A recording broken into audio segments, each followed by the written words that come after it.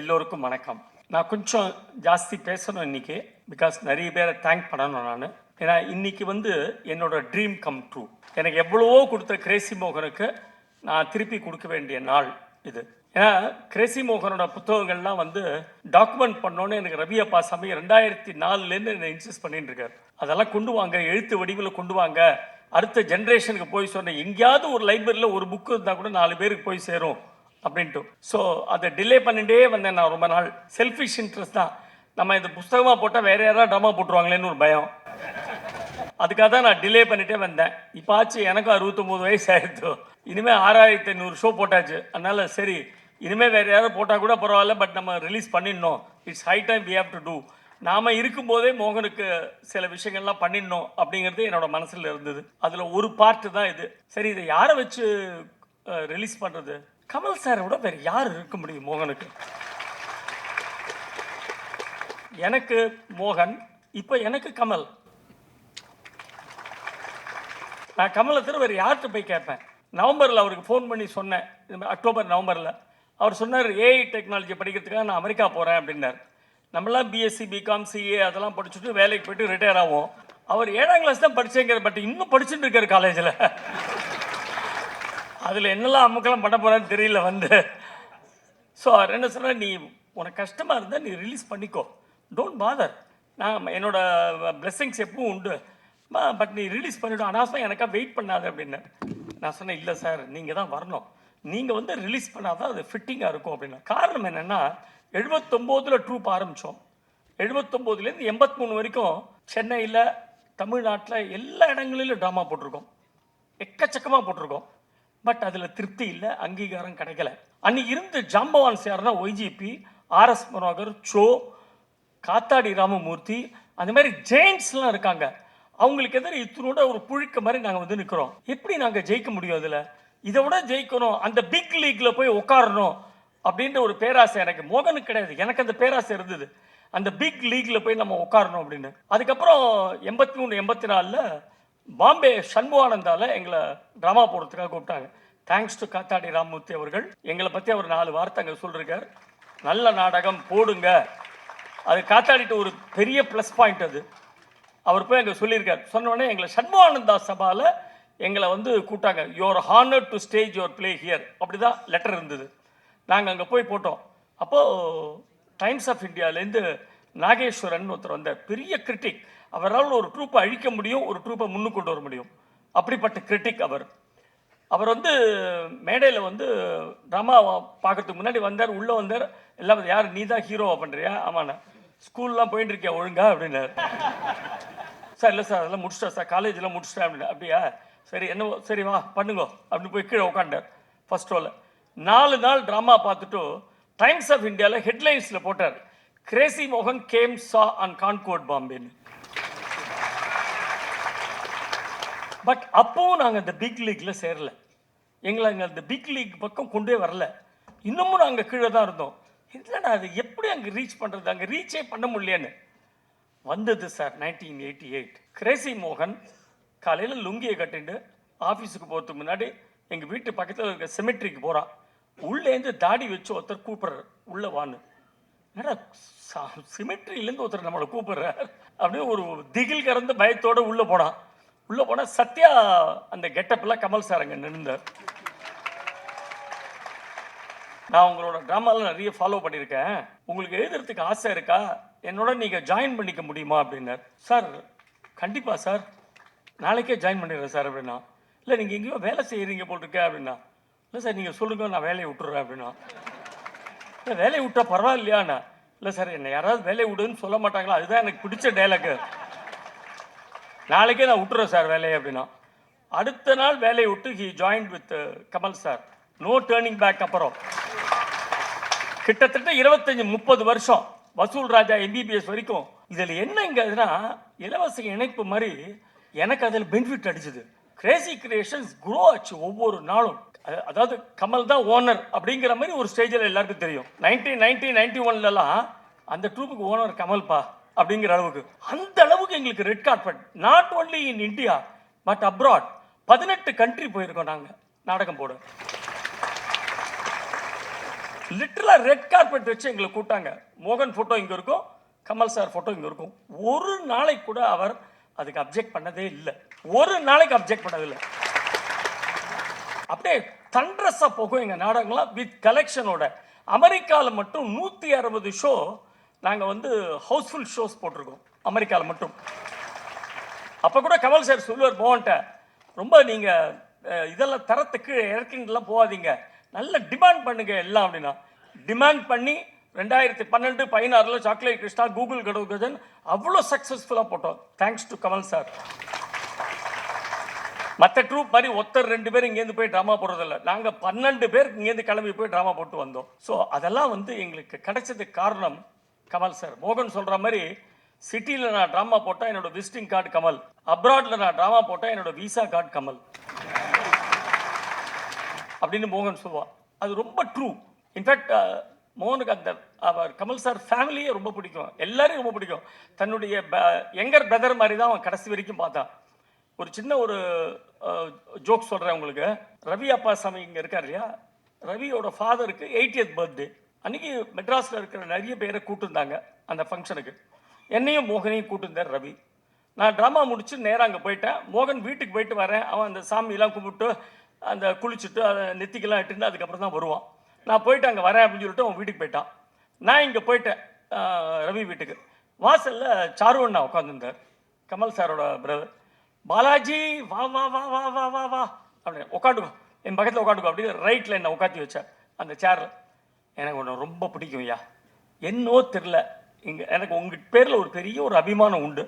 In fact சுகாசினிகிட்ட உன்னை பெண் சீரியலில் போட சொன்னதே நான் தான் அப்படின்னு. ஆமாம் சார் தெரியும், நான் ஆக்ட் பண்ணேன் அப்படின்னா.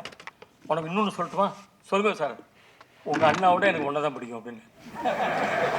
நான் சொன்னேன், இதுதானே சார் போங்கா இருக்கு, அவன் எழுதி விட்ட டைலாக் தான் சார் நான் போய் சொல்கிறேன், அவனோட பிடிக்கும்னு சொன்னால் எப்படி சார்? எனக்கு தெரியாது, உங்கள் அண்ணாவோட எனக்கு ஒன்றை தான் பிடிக்கும் அப்படின்னு. சரி சார் பெரியவர் சொல்கிறேன், அதுக்கு மேலே கேட்டு கூட ஓகேன்ட்டேன். பக்கத்தில் சுகாசினி உட்காந்தாங்க. ஒரு 5 நிமிஷத்தில் மோகன் வந்தான். என்ன கூட்டம் மாதிரி மோகன் வா வா வா வா அப்படின்னார். லெஃப்டில் அவனை உட்காந்து வச்சுட்டார். நான் ரைட்டில் உட்காந்துருக்கேன், அவன் லெஃப்ட்டில் உட்காந்தான். மோகன் தெரியுமா, இப்போ தான் நான் பாலாஜிட்ட சொல்லியிருந்தேன், எனக்கு பாலாஜியோட நடிப்புனா ரொம்ப பிடிக்கும்யா, நான் தான் பெண் சீரியலில் அவனை கேஷ் பண்ண சொன்னேன். அப்படியா சார், வெரி குட். உனக்கு நான் இன்னொரு ரகசியம் சொல்லட்டுமா? என்ன சார்? எனக்கு உன்னை விட உன் தம்பியை தான் ரொம்ப பிடிக்கும் அப்படின்னு. எனக்கும் அப்படி தான் சார், உங்களோட உங்கள் தம்பி தான் பிடிக்கும்.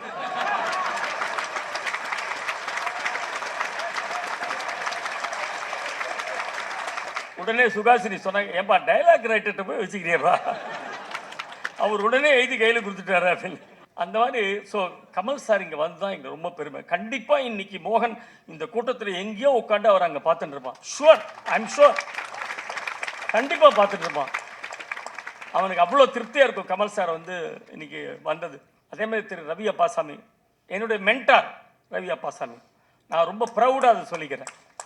10-12 வருஷமாக அவரோட நான் டெய்லி வாக்கிங் போகிறேன். எத்தனையோ நல்ல விஷயங்கள் எனக்கு சொல்லி கொடுத்துருக்காரு இன்னி வரைக்கும். ஈவன் டுடே ஒவ்வொரு நாளைக்கும் கிரேசி கிரியேஷன்ஸை எப்படி நடத்துகிறோம், எப்படி எடுத்துகிட்டு போனோம், பசங்கள்கிட்ட எப்படி மூவ் பண்ணோம், அத்தனை நல்ல விஷயங்கள் எனக்கு சொல்லி கொடுத்துருக்காரு. ஸோ நான் செய்ய வேண்டிய ஏதான ட்ரூப் சம்மந்தமாக ஏதான இருந்தாலும் அவர்கிட்ட பவுன்ஸ் பண்ணி பார்ப்பேன்.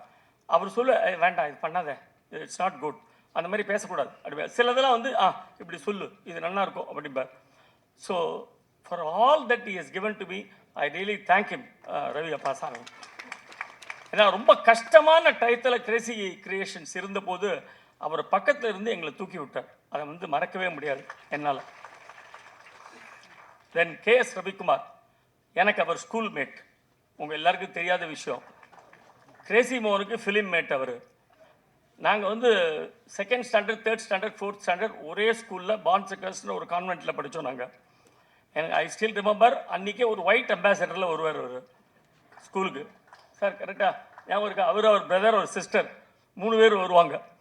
ஸோ எங்கிட்டையும் மோகன்ட்டையும் அவர் ஒரு பிரதர் மாதிரி தான் பழகினார். அவர் ஒரு நாளைக்கு ஒரு தமாஷா ஒரு சமாதானம் சொன்னார், அதை கண்டிப்பாக உங்கள்கிட்ட ஷேர் பண்ணிக்கணும்.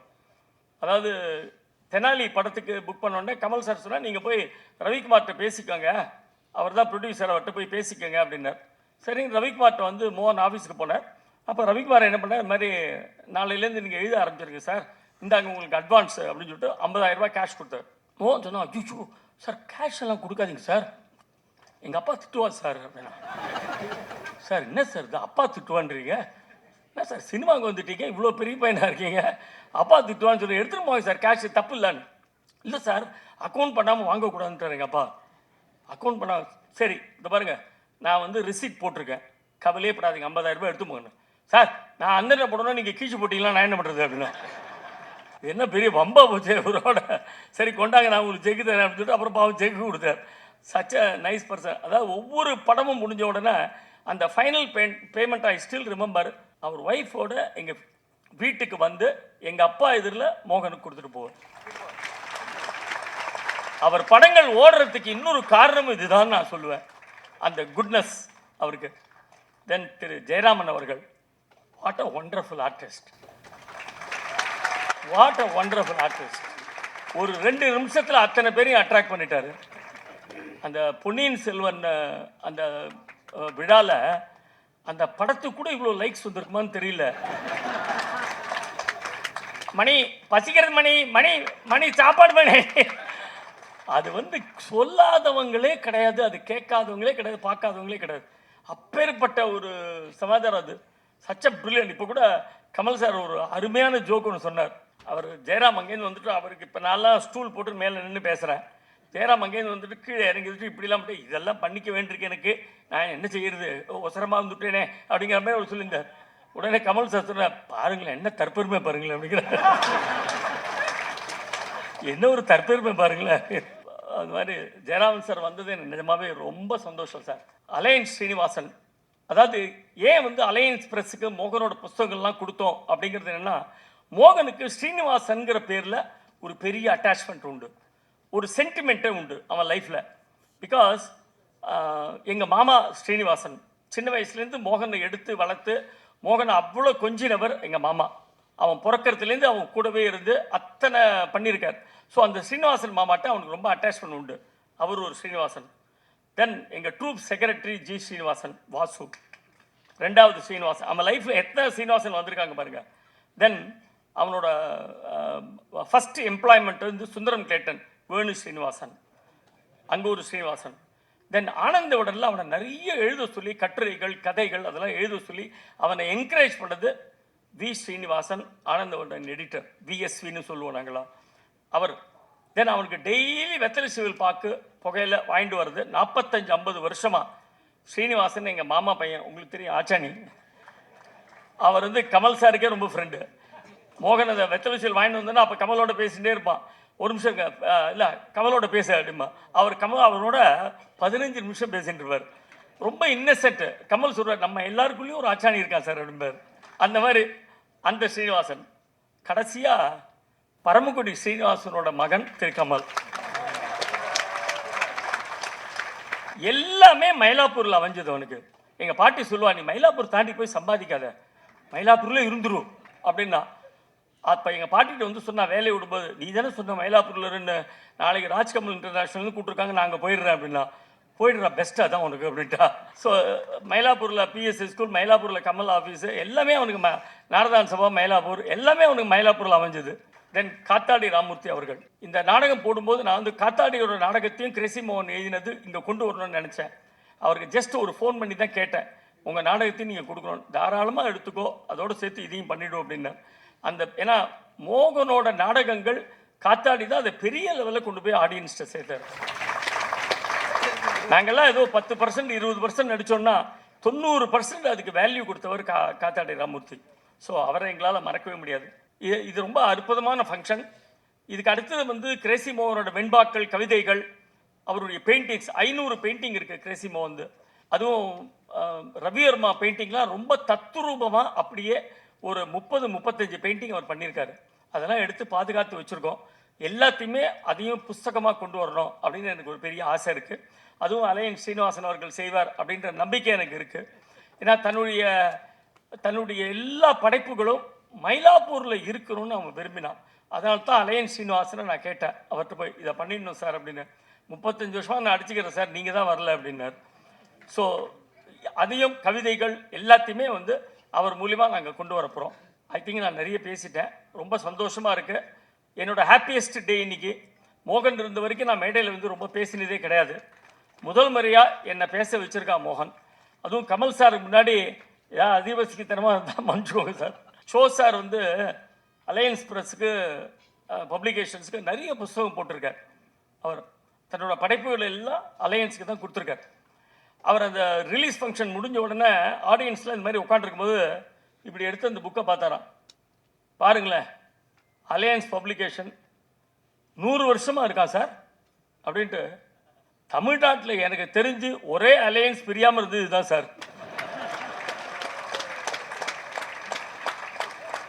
இந்த ஒரு அலையன்ஸ் தான் கலையவே இல்லை, அப்படியே இருக்கு அப்படின்னா சார் நம்மளோட அலையன்ஸும் அந்த மாதிரி இருக்கும் சார். டெஃபினட்டாக ஷுவராக இருக்கும். அந்த நம்பிக்கையை நான் கொடுக்குறேன்.